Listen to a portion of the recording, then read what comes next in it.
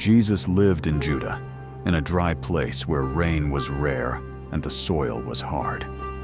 Beside his small house was a square piece of land, which he wanted to farm watermelon.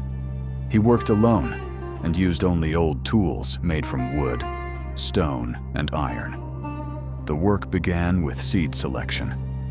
After the last harvest season, Jesus saved seeds from the best watermelons he had eaten. He chose fruits that were large, sweet, and free from disease. He washed the seeds with clean water and dried them in the shade on a flat stone. When dry, he stored them in a small clay pot and kept it inside his house, away from heat and insects. Before planting time, Jesus watched the sky and the wind. He waited for the season when light rains were expected. When the time felt right, he prepared the land. Using a wooden plow pulled by his own strength, he loosened the topsoil.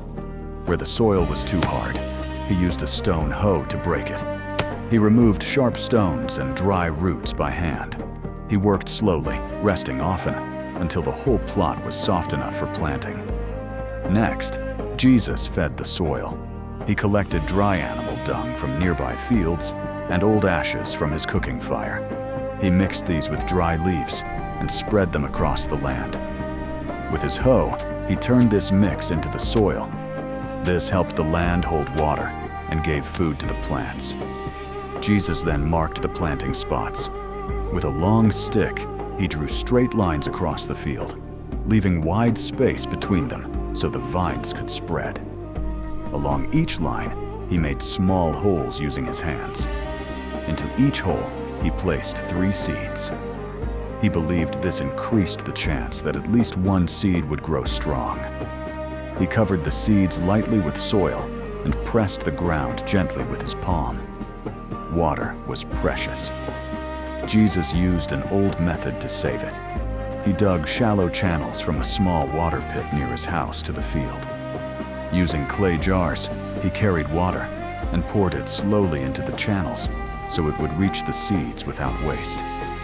He watered in the early morning and late evening when the sun was weak.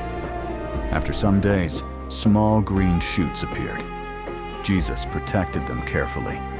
He used dry grass to cover the soil around the young plants. This kept the ground cool and slowed water loss. Each day, he checked the leaves for insects and removed them by hand.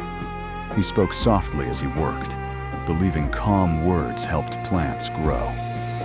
As the vines grew longer, Jesus guided them with his hands so they would not cross too much. He loosened the soil around the roots with a wooden stick and removed weeds before they grew strong. The plants began to flower, and Jesus knew the fruit would soon follow. As the yellow flowers opened, Jesus watched closely. He knew that strong fruits came from healthy vines. Bees from the wild bushes nearby visited the flowers, carrying pollen. Jesus did nothing to disturb them. He only cleared weeds so the insects could move freely. When small watermelon fruits appeared, Jesus reduced watering. Too much water, he believed, would weaken the sweetness. He placed flat stones and dry straw under each growing fruit. This kept the melons from touching wet soil and protected them from insects and rot. The sun was harsh in Judah. On very hot days, Jesus used old cloth and palm leaves to give light shade to the young fruits. He fixed them to sticks pushed into the ground. At night, he checked the field for animals. With simple fences made of thorny branches, he kept goats and wild creatures away. Jesus continued to care for the plants until the vines began to dry. The leaves slowly turned pale, and the fruits stopped growing larger. He tapped the watermelons with his fingers and listened for a deep, hollow sound. He also checked the color underneath each fruit. When it turned yellow instead of white, he knew the melon was ready. Harvest time came quietly. Using a sharp iron knife, Jesus cut the fruits from the vines, leaving a short piece of stem attached. He carried each watermelon carefully to a shaded place beside his house. He did not stack them too high to avoid damage. After harvesting, Jesus cleaned the field. He pulled out old vines and left them to dry. Some he burned for ash, others he kept for compost. From the best fruits, he saved seeds again, washing and drying them as before. These seeds would begin the next season's work.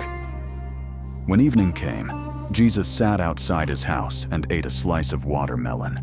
It was sweet and full of water, a reward for many weeks of hard work. Alone on his land, using only ancient tools and patient care, he had turned dry soil into life.